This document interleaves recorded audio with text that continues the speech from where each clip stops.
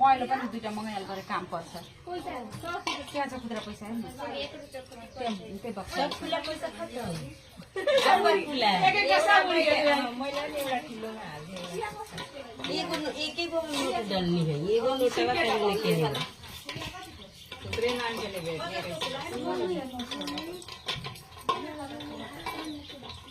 अच्छा आओ तन के